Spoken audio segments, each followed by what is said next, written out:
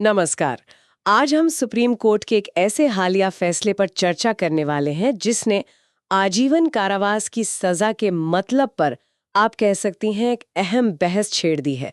मामला बहुत ही गंभीर है, विचलित करने वाला अपराध है, लेकिन इसका जो कानूनी पहलू है वो भी उतना ही महत्वपूर्ण है। हाँ बिल्कुल।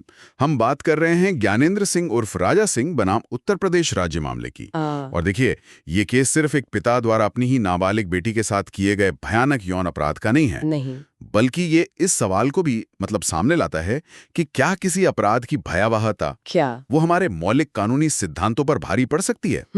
खास तौर पे संविधान का अनुच्छेद 20(1) उसकी व्याख्या और सजा देने की जो प्रक्रिया है उस पर। तो आज की इस चर्चा में हमारा मकसद यही है, इसी संतुलन को समझना है। हम पॉक्सो एक्ट यानी बच्चों को यौन अपराधों से बचाने वाले कानून पर नजर डालेंगे, ज्ञानेंद्र सिंह मामले के तथ्य क्या थे वो जानेंगे, देखेंगे कि निचली अदालतों और हाई कोर्ट ने क्या रुख अपनाया, और फिर सुप्रीम कोर्ट के फैसले और उसके तर्कों का विश्लेषण करेंगे। समझने की कोशिश करेंगे कि सजा को लेकर ये पूरी बहस उठी क्यों और सुप्रीम कोर्ट ने इसे सुलझाया कैसे। चलिए, तो शुरुआत पॉक्सो एक्ट से ही करते हैं। इसका पूरा नाम है protection of children from sexual offences act 2012, यानी लैंगिक अपराधों से बालकों का संरक्षण अधिनियम। अब जैसा नाम से ही जाहिर है, इसका मुख्य उद्देश्य है 18 साल से कम उम्र के बच्चों को यौन शोषण, यौन उत्पीड़न और पोर्नोग्राफी जैसे जो अपराध हैं उनसे सुरक्षा देना। हाँ, और इसमें कई तरह के अपराध शामिल हैं, जैसे पेनिट्रेटिव और नॉन पेनिट्रेटिव सेक्सुअल असॉल्ट से लेकर सेक्सुअल हरासमेंट और बच्चों से जुड़ी अश्लील सामग्री बनाना या उसको फैलाना, ये सब। इस कानून की एक खास बात ये भी है कि ये पीड़ित और अपराधी दोनों के लिंग को लेकर तटस्थ है ना? मतलब ये लड़कों और लड़कियों दोनों को सुरक्षा देता है। बिल्कुल सही कहा, जेंडर न्यूट्रल है। और इसमें जो प्रक्रिया है उसको भी बच्चों के लिहाज से काफी संवेदनशील बनाने पर जोर दिया गया है। मसलन जैसे बच्चे का बयान हो तो यथासंभव महिला पुलिस अधिकारी द्वारा लिया जाए, बच्चे के घर या उसकी पसंद की जगह पर सादे कपड़ों में दर्ज हो, अदालत की कार्रवाई बंद कमरे में हो ताकि बच्चे को मीडिया या बाहरी लोगों की नजरों से बचाया जा सके, और जिरे के दौरान भी बच्चे को बार बार एक ही बात दोहराने या असहज करने वाले सवालों से बचाया जाए। तो ये सब मिलकर इसे एक मजबूत सुरक्षा कवच बनाते हैं। और 2019 में इसमें कुछ संशोधन भी हुए थे, मुझे याद है। सजाओं को और सख्त बनाया गया था, खासकर छोटे बच्चों के खिलाफ जो गंभीर अपराध हैं उनमें तो मृत्यु दंड तक का प्रावधान जोड़ दिया गया था। हालांकि वो संशोधन इस मामले पर सीधे लागू नहीं होते क्योंकि ये घटना तो 2014 की है, पर यह दिखाता है कि कानून कितना गंभीर है इस मुद्दे पर। सही कहा आपने। वो संशोधन दिखाते हैं कि वक्त के साथ इस कानून को और पुख्ता करने की कोशिश हुई है। लेकिन जैसा आपने कहा, हमें 2014 के कानूनी प्रावधानों को ध्यान में रखना होगा जब हम ज्ञानेंद्र सिंह मामले की सजा पर बात करेंगे। ठीक है, तो अब सीधे मामले पर आते हैं। ज्ञानेंद्र सिंह केस, तथ्य क्या थे इसके? ये घटना उत्तर प्रदेश में 2014 में हुई थी। ज्ञानेंद्र सिंह उर्फ राजा सिंह, उस पर आरोप था कि उसने अपनी ही 9 साल की बेटी के साथ बलात्कार किया। एक ऐसा अपराध जिसकी कल्पना करना भी मुश्किल है। बहुत ही भयानक। उस पर कानूनी धाराएं कौन सी लगी थी फिर? देखिए, उस पर भारतीय दंड संहिता यानी आईपीसी की धारा 376, 2F, ये 12 साल से कम उम्र की बच्ची से बलात्कार से संबंधित है, और धारा 376(2)I, जो किसी रिश्तेदार या पिता द्वारा बलात्कार के मामले में लागू होती है, ये लगाई गई। साथ ही पॉक्सो एक्ट की धारा 3 और 4 यानी पेनिट्रेटिव सेक्सुअल असॉल्ट, उसके तहत भी आरोप तय हुए। और क्या ये आरोप अदालत में साबित हो पाए? सबूत थे? हाँ, अभियोजन पक्ष ने बच्ची का बयान पेश किया, मेडिकल रिपोर्ट थी और दूसरे सहायक सबूत भी पेश किए। ट्रायल कोर्ट ने इन सबूतों को पर्याप्त और विश्वसनीय माना। खासकर बच्ची के बयान को काफी अहमियत दी गई। तो निचली अदालत यानी ट्रायल कोर्ट का फैसला क्या आया? 2016 में ट्रायल कोर्ट ने ज्ञानेंद्र सिंह को दोषी करार दिया। अदालत ने आईपीसी और पोक्सो एक्ट दोनों के तहत उसे आजीवन कारावास की सजा सुनाई और साथ में कुछ जुर्माना भी लगाया। ठीक है, फिर सामान्य प्रक्रिया के तहत इस फैसले को हाई कोर्ट में चुनौती दी गई होगी, है ना? जी हाँ, दोषी ने इलाहाबाद हाई कोर्ट में अपील की। 2019 में हाई कोर्ट ने अपील पर अपना फैसला सुनाया। हाई कोर्ट ने ट्रायल कोर्ट के दोष सिद्धि के फैसले को सही ठहराया और अपील खारिज कर दी। मतलब हाई कोर्ट ने भी माना कि ज्ञानेंद्र सिंह दोषी है। लेकिन फिर अगर दोष सिद्धि बरकरार रही तो मामला सुप्रीम कोर्ट क्यों गया? यहीं पर सजा वाला पेंच आया होगा, कुछ गड़बड़ हुई। बिल्कुल आप सही समझ रही हैं। हाईकोर्ट ने दोष सिद्धि तो बरकरार रखी, लेकिन सजा के मामले में एक बड़ा और कह सकते हैं महत्वपूर्ण बदलाव कर दिया। ट्रायल कोर्ट ने सिर्फ आजीवन कारावास कहा था, है ना?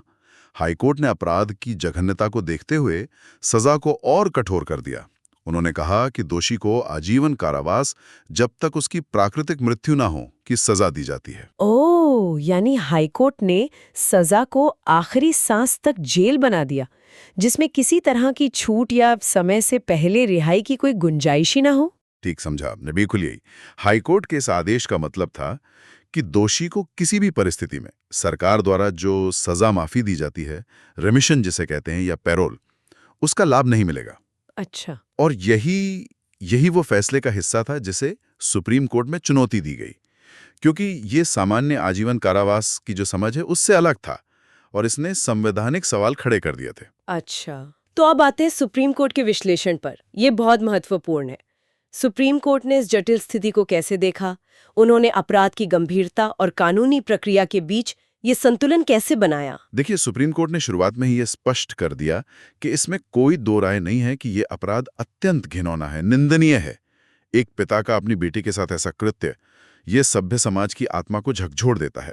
तो दोष सिद्धि पर सुप्रीम कोर्ट ने कोई संदेह व्यक्त नहीं किया, वो फाइनल था। तो फिर बहस का मुख्य मुद्दा क्या था? दोषी की तरफ से क्या दलील दी गई सुप्रीम कोर्ट में? दोषी के वकील की जो मुख्य दलील थी वो संविधान के अनुच्छेद 21 पर आधारित थी। ये अनुच्छेद कहता है कि किसी व्यक्ति को किसी अपराध के लिए तभी दोषी ठहराया जाएगा अगर उसका कृत्य उस समय लागू किसी कानून का उल्लंघन करता हो, और जो महत्वपूर्ण बात है, उसे उस अपराध के लिए उससे अधिक सजा नहीं दी जा सकती जो उस अपराध को करते समय लागू कानून के तहत दी जा सकती थी। अच्छा, तो ये वही सिद्धांत है जिसे एक्स पोस्ट फैक्टो लॉ पर रोक कहते हैं। मतलब कानून को पिछली तारीख से लागू करके ज्यादा सजा नहीं दे सकते। हाँ, बिल्कुल बिल्कुल। सरल शब्दों में यही मतलब है। अगर आज कोई नया ज्यादा सख्त कानून बनता है तो उसे उन अपराधों पर लागू नहीं किया जा सकता जो उस कानून के बनने से पहले किए गए थे। ये एक मौलिक संवैधानिक सुरक्षा है। तो दोषी का तर्क यही था कि 2014 में जब उसने अपराध किया था, तब कानून में इस तरह की प्राकृतिक मृत्यु तक बिना छूट के आजीवन कारावास की सजा का स्पष्ट प्रावधान इस तरह से नहीं था जैसा हाई कोर्ट ने लागू किया। तो क्या उसका मतलब ये था कि हाई कोर्ट ने एक ऐसी सजा दे दी जो अपराध के समय जो कानून था उससे ज्यादा सख्त थी? हाँ, यही उसकी मुख्य दलील थी कि हाईकोर्ट का फैसला अनुच्छेद 20 का 1 का उल्लंघन है, और सुप्रीम कोर्ट ने इस दलील पर काफी गंभीरता से विचार किया। यहाँ ये समझना जरूरी है दर्शकों के लिए भी कि आजीवन कारावास का असल मतलब क्या होता है। क्या यह हमेशा पूरी जिंदगी जेल में ही होता है या इसमें कुछ और भी है? देखिए, ये एक आम धारणा है, लेकिन कानूनी परिभाषा थोड़ी अलग है। आजीवन कारावास का मतलब दोषी के बचे हुए पूरे जीवन के लिए कारावास ही है। ये सही है, लेकिन हमारे क्रिमिनल जस्टिस सिस्टम में राज्य सरकारों को कुछ शर्तों के तहत सजा में छूट यानी रेमिशन देने का अधिकार है। अच्छा। आमतौर पर अच्छे व्यवहार और दूसरे फैक्टर्स के आधार पर 14 साल की वास्तविक सजा काटने के बाद सरकार कैदी की रिहाई पर विचार कर सकती है। हालांकि ये कैदी का अधिकार नहीं है, यह ध्यान रखना होगा। ये सरकार का विवेकाधिकार है, डिस्क्रेशन है। तो हाईकोर्ट के प्राकृतिक मृत्यु तक वाले आदेश ने इस छूट की संभावना को ही खत्म कर दिया था, है ना? हाँ, हाईकोर्ट ने बिल्कुल यही कियागा, और सुप्रीम कोर्ट ने माना कि हाईकोर्ट द्वारा इस तरह की सजा देना जिसमें छूट की सारी संभावनाएं खत्म कर दी जाएं, वो उस वक्त के कानून यानी 2014 के कानून के हिसाब से सही नहीं था। सुप्रीम कोर्ट ने जोर दिया कि अनुच्छेद 20(1) का संरक्षण बहुत अहम है, बहुत बुनियादी है। लेकिन क्या इसका मतलब ये है कि अदालतें कभी भी ऐसी सजा नहीं दे सकती जिसमें ये तय हो कि मान लीजिए 20 साल या 25 साल तक कोई छूट नहीं मिलेगी? नहीं, ऐसा बिल्कुल नहीं है। सुप्रीम कोर्ट ने यह भी साफ किया, अदालतें खासकर गंभीर मामलों में आजीवन कारावास की सजा देते समय ये निर्देश दे सकती हैं कि दोषी को एक निश्चित अवधि जैसे 20 साल, 25 साल या 30 साल तक बिना किसी छूट के जेल में रहना ही होगा। कई मामलों में सुप्रीम कोर्ट ने ऐसा किया भी है, ये उनकी शक्ति के दायरे में है। लेकिन ऐसा करने के लिए कानूनी आधार होना चाहिए, और ये सजा उस समय लागू कानून के दायरे में होनी चाहिए जब अपराध किया गया था। इस मामले में सुप्रीम कोर्ट ने पाया कि हाईकोर्ट का प्राकृतिक मृत्यु तक का आदेश उस दायरे से बाहर था। समझ गए। तो अंत में सुप्रीम कोर्ट ने क्या फैसला सुनाया? सजा का क्या हुआ? सुप्रीम कोर्ट ने ज्ञानेंद्र सिंह की दोष सिद्धि को तो बरकरार रखा, यानी उसे दोषी माना, उसमें कोई बदलाव नहीं। लेकिन सजा के मुद्दे पर सुप्रीम कोर्ट ने इलाहाबाद हाई कोर्ट के उस आदेश को रद्द कर दिया जिसमें सजा को प्राकृतिक मृत्यु तक बिना किसी छूट के तय किया गया था। तो सजा को क्या तय किया गया फिर? वापस ट्रायल कोर्ट वाली? हाँ, सुप्रीम कोर्ट ने सजा को वापस वही कर दिया जो ट्रायल कोर्ट ने मूल रूप से दी थी, यानी आजीवन कारावास। अब इसका प्रभाव ये हुआ कि उसकी सजा को 2014 के कानून के तहत सामान्य आजीवन कारावास माना जाएगा, जिसमें भविष्य में नियमों के अनुसार छूट मिलने की संभावना बनी रहेगी।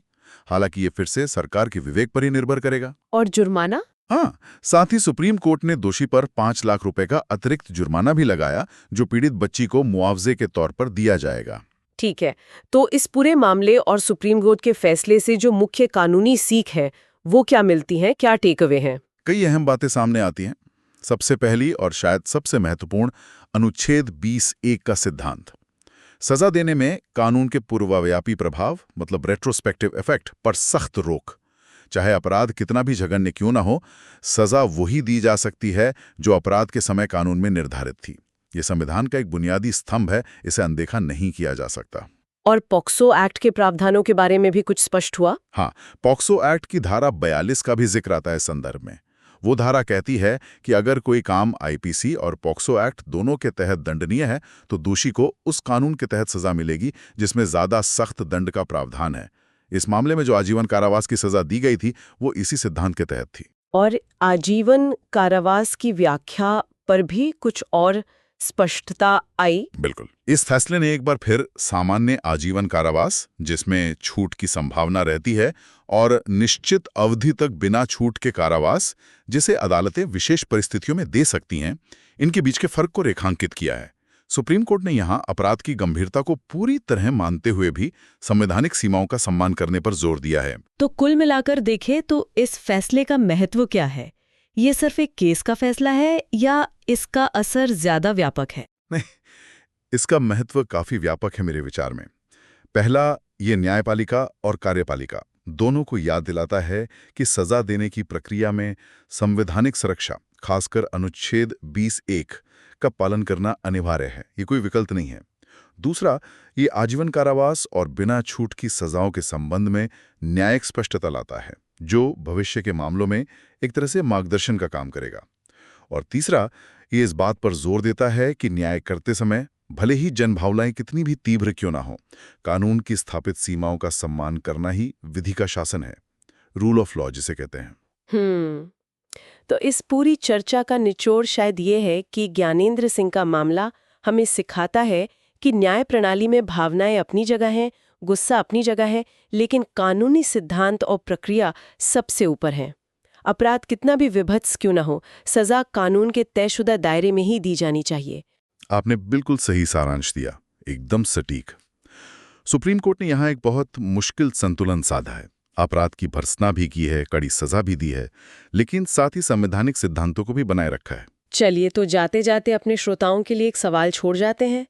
समाज में पीओसी जैसे भयानक अपराधों के लिए कठोरतम दंड की मांग उठना बहुत स्वाभाविक है। गुस्सा आता है, आक्रोश होता है, लेकिन दूसरी ओर हमारा संविधान हमें अनुच्छेद 20(1) जैसे मौलिक कानूनी सिद्धांत भी देता है जो मनमानी सजाओं से हमें बचाते हैं।